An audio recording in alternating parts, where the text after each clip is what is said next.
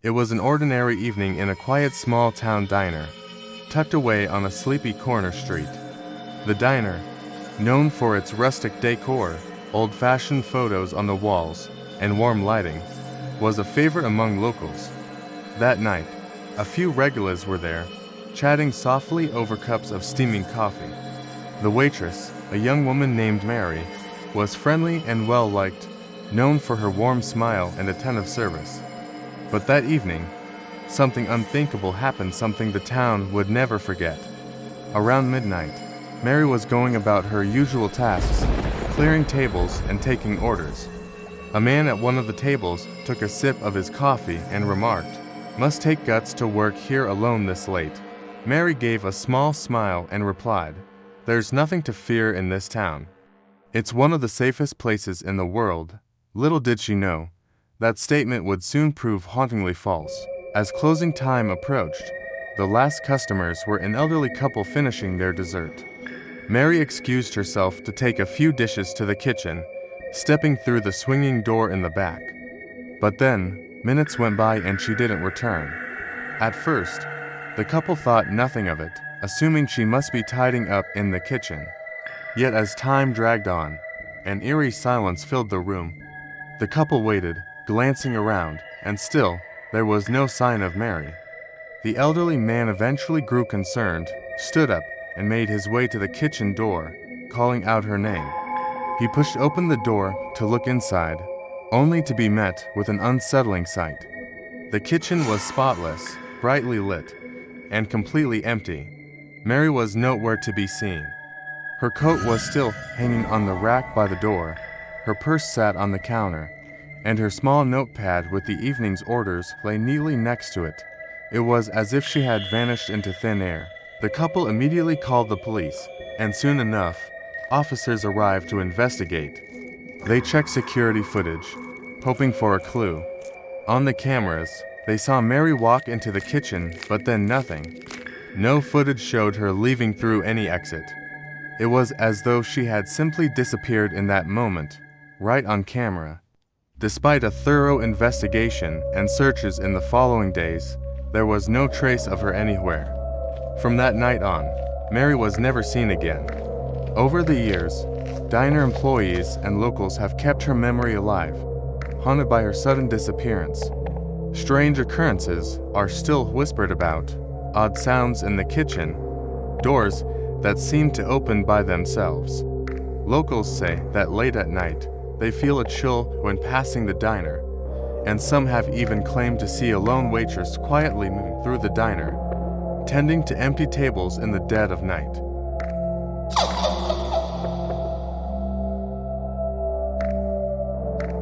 In a small, close-knit mining town, life had once revolved around the coal mine. Generations of families worked there, and for many, the mine was more than just a place of labor, it was part of their identity. But when the mine was eventually abandoned to repeated accidents and safety concerns, it left behind a somber legacy. The dark, yawning tunnel entrance was sealed off, yet rumors persisted that something sinister lurked deep inside. As years passed, townsfolk began to share unsettling stories. Miners who had worked there in the past claimed they could still hear eerie sounds at night, echoing from deep within the mountainside. Some said they heard faint whispers, while others described the distant clanking of mining equipment, as if long-gone workers were still toiling away. But the most chilling tales came from those who dared to venture close to the mine on quiet nights, only to feel a heavy presence surrounding them. One such story is about a young man named Tom, who, on a dare, decided to walk up to the mine entrance one night. Armed with nothing but a flashlight and his bravado, he ventured through the woods toward the looming mouth of the mine. As he approached, a strange coldness filled the air, and the silence was so complete that he could hear his own heartbeat. Tom switched on his flashlight and aimed it at the mine's entrance, where he saw a chilling sight. Faint shadows seemed to be moving just inside the sealed gate. At first, he thought it was a trick of the light, but as he watched, he realized the shadows resembled figures hunched over, as if carrying invisible burdens or striking rocks with pickaxes. Suddenly, a cold hand seemed to touch his shoulder. He turned, but no one was there. Terrified, Tom sprinted back to town, his face pale and his body trembling. He told everyone who would listen about what he had seen, but most people dismissed it as a prank or his imagination running wild. However, others, the families who had lost loved ones in mining accidents over the years, believed him without question. They said that many of the miners who had died had never been properly laid to rest and that their spirits still lingered, doomed to work in the mine for eternity. The mine remains a place of dread to this day, and locals warn visitors not to go near it after dark. They say the lost souls of the miners are still trapped inside, bound to their unfinished work, haunting the corridors they once toiled in. For those brave or foolish enough to approach, the whispers of the past can still be heard, telling stories of labor, loss, and a dark, restless existence beyond the grave.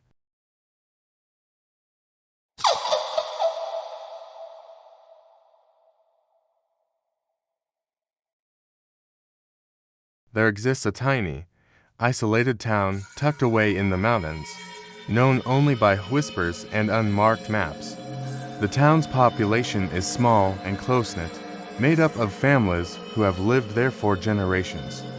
It's a place that doesn't appear in travel guides or online maps, and the residents seem to prefer it that way. Outsiders rarely visit, and when they do, they seldom return to tell the tale. One night, a young couple named Jack and Laura were traveling through the region when their car broke down on a remote road. They tried to get a signal on their phones, but nothing worked. Looking for help, they followed a winding path illuminated only by the headlights until they stumbled upon a hidden sign, "Welcome to Still Hollow." Jack and Laura entered the town, hoping to find someone with a phone or a mechanic. To their surprise, the streets were eerily empty, and an unsettling silence hung in the air. It was as if the entire town was holding its breath. Eventually, they spotted a small inn with a flickering light in the window. The owner, a middle-aged man with a stiff, polite smile, greeted them. "You folks must be tired," he said, not bothering to ask why they were there. He handed them a key to a room and told them it was best to stay indoors after dark. As they headed to their room, Jack and Laura noticed something strange. Every door was shut tight, every window covered, and the few residents they did see avoided making eye contact, hurrying off without a word. It was clear they were unwelcome, yet there was nowhere else to go. That night, Laura was awakened by a strange noise, a faint hum, like distant chanting, coming from outside. She looked through the gap in the curtains and was startled to see people gathering in the town square. They were all wearing dark cloaks, their faces hidden in shadows, standing in a perfect circle around an old well. It was then that she noticed something even more unnerving, a symbol carved into the well, the same symbol she had seen on the sign that welcomed them to the town. Terrified, she shook Jack awake, and together, they watched as the townspeople began to chant in a low, rhythmic tone.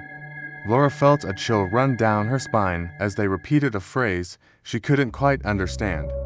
The air seemed to grow colder, and the ground beneath them felt as if it were lightly vibrating, as if something beneath the earth was responding to their voices. Suddenly, the chanting stopped, and in the dead silence that followed, one of the townspeople looked up directly at their window. His face was pale and expressionless, but his eyes glowed with an intensity that sent them both ducking away from the window. They realized that they were being watched and that the townspeople knew exactly where they were. As dawn broke, they hurried to check out of the inn, only to find the innkeeper already waiting for them at the counter, his polite smile gone. "Leaving so soon?" he asked, his tone unreadable. Jack stammered out an excuse about their car, but the innkeeper simply nodded and said, "Once you leave, don't look back." Among those captivated by the carnival was a curious young girl named Emily. She had heard tales of magic and wonder, and the carnival promised everything she had ever dreamed of. Despite her parents' warnings to stay away after dark, Emily snuck out one night to experience the spectacle for herself. The carnival was even more enchanting at night, glowing with lights and pulsing with energy. As she wandered through the attractions, Emily stumbled upon a tent that was not there the day before. It was adorned with dark velvet curtains and flickering lanterns. Drawn to it, she stepped inside and was immediately engulfed by a wave of darkness. Inside, she found mirrors that twisted her reflection and shadowy figures that seemed to whisper her name. A sense of foreboding crept over her, but she couldn't turn back. Something inside compelled her to move forward. In a small town that had long lost its charm, life was predictably dull, marked by the rhythm of everyday routines. One autumn evening, however, a mysterious carnival appeared overnight in the town square. The townsfolk were buzzing with excitement. Colorful tents dotted the landscape, and the air was filled with the enticing scent of caramel apples and popcorn. The sound of distant laughter and carnival music echoed, drawing in crowds from every corner of the town. The carnival seemed to have everything: thrilling rides, games with plush prizes, and performers who dazzled the audience with acrobatics and fire-breathing. But there was something about it that felt slightly off. The colors were too vibrant, the laughter too hollow, and the performers had an uncanny, almost otherworldly look about them. In a small town that had long lost its charm, life was predictably dull, marked by the rhythm of everyday routines. One autumn evening, however, a mysterious carnival appeared overnight in the town square. The townsfolk were buzzing with excitement. Colorful tents dotted the landscape, and the air was filled with the enticing scent of caramel apples and popcorn. The sound of distant laughter and carnival music echoed, drawing in crowds from every corner of the town. The carnival seemed to have everything: thrilling rides, games with plush prizes, and performers who dazzled the audience with acrobatics and fire-breathing. But there was something about it that felt slightly off. The colors were too vibrant, the laughter too hollow, and the performers had an uncanny, almost otherworldly look about them. Among those captivated by the carnival was a curious young girl named Emily. She had heard tales of magic and wonder, and the carnival promised everything she had ever dreamed of. Despite her parents' warnings to stay away after dark, Emily snuck out one night to experience the spectacle for herself. The carnival was even more enchanting at night, glowing with lights and pulsing with energy. As she wandered through the attractions, Emily stumbled upon a tent that was not there the day before. It was adorned with dark velvet curtains and flickering lanterns. Drawn to it, she stepped inside and was immediately engulfed by a wave of darkness. Inside, she found mirrors that twisted her reflection and shadowy figures that seemed to whisper her name. A sense of foreboding crept over her, but she couldn't turn back. Something inside compelled her to move forward. Suddenly, she was face to face with a tall figure dressed in a tattered carnival coat, a wide-brimmed hat casting shadows over his face. He gestured toward a large, ornate box beside him. "Step inside," he beckoned, his voice smooth yet chilling. "You'll see wonders beyond your imagination." Emily hesitated but found herself stepping closer, her curiosity overpowering her fear. Just as she reached for the box, the lights flickered, and the tent began to shake. The figure's smile twisted into something sinister, and the walls of the tent seemed to close in around her. In a panic, Emily turned and ran, darting through the exit and back into the night. When she emerged, the carnival was in chaos. The rides had stopped, and people were frantically searching for their loved ones, calling out names in panic. But as Emily looked around, she noticed that many faces were missing. It was as if the carnival had devoured those who had wandered too far inside. Frightened, she made her way back to the square, but to her horror, the carnival was starting to vanish. The colorful tents began to fade into the night, and the laughter turned into eerie echoes that faded away. Just as she thought she was dreaming, she felt a cold breeze sweep through the square, leaving her alone in the dark. The next day, the townspeople awoke to find the square empty, with no trace of the carnival that had captivated them just hours before. Confused and concerned, they searched for missing children and loved ones. But Emily was the only one who had witnessed the truth. When she tried to tell the townsfolk what had happened, they dismissed her story as a child's imagination, too caught up in their own fears and suspicions. Weeks passed, and the memory of the carnival began to fade, but whispers of its return lingered in the air. Emily often found herself drawn back to the square, staring into the empty space where the carnival had once thrived. Occasionally, she would hear faint echoes of laughter on the wind or catch a glimpse of shadowy figures in the corners of her vision, making her heart race. Every autumn, as the leaves began to fall, she would feel that same pull, the anticipation of something dark and magical returning. The townsfolk never spoke of it, but deep down, they all sensed it too. The creepy carnival that vanished was not truly gone, and when it returned, it would be ready to claim more souls, hiding in the shadows, waiting for the next curious heart to wander too close.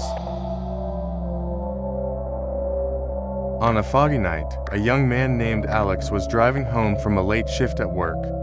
The roads were empty, illuminated only by the glow of his headlights cutting through the thick mist that enveloped the countryside. As he navigated the winding, lonely roads, he felt a sense of unease creeping in. The stillness of the night was occasionally broken by the sound of rustling leaves or the distant call of an owl. As he approached a particularly desolate stretch of road, he spotted a figure standing at the edge of the pavement. It was a young woman, her clothes tattered and dirty, looking lost and vulnerable. Without thinking, Alex pulled over to offer her a ride. As she climbed into the passenger seat, he noticed her pale complexion and the strange, distant look in her eyes. "Where are you headed?" Alex asked, trying to make small talk and ease the tense atmosphere. "I'm going to my parents' house," she replied softly, her voice almost a whisper. "They live just down the road." She gestured vaguely ahead, and Alex felt a chill run down his spine. They drove in silence for a few moments, the only sound the hum of the engine and the soft rustle of the wind outside. As they approached a fork in the road, the woman suddenly turned to him, her expression serious. "Take the left path, it's safer," she insisted. Feeling uneasy, Alex hesitated, but ultimately followed her instructions, taking the left path as directed. The road became even narrower, lined with trees that seemed to loom ominously overhead. "Why are you out here all alone?" he asked, trying to gauge her situation. The woman looked out the window, her gaze distant. "I was coming back from a party. I got lost," she replied, her voice barely above a whisper. "I shouldn't have been out here." After a few more moments of uncomfortable silence, Alex decided to break the tension. "What's your name?" he asked, glancing over at her. To his surprise, she didn't answer. He turned to look again, but she was staring blankly ahead, lost in thought. He slammed on the brakes, his heart racing. He looked around, half expecting her to have simply moved to the back seat. But the car was empty. Alex's mind raced as he processed what had just happened. Had he imagined it? Had he driven into some kind of hallucination? Determined to get to the bottom of it, he continued driving, but his thoughts were a jumble. When he finally reached a gas station, he rushed inside to ask the attendant about the girl. The attendant's face paled as Alex described her. "I know her," the attendant said, his voice shaking. "She was a local. Died in a car accident on this road years ago. Every now and then, people say they see her trying to hitch a ride, looking for help to get home." Stunned, Alex felt a chill run down his spine. He had picked up the ghostly hitchhiker. That night, he learned that the young woman was still searching for a way home, forever trapped between this world and the next. From that day on, Alex couldn't drive down that road without glancing at the edges, half expecting to see her standing there again, waiting for someone to take her home.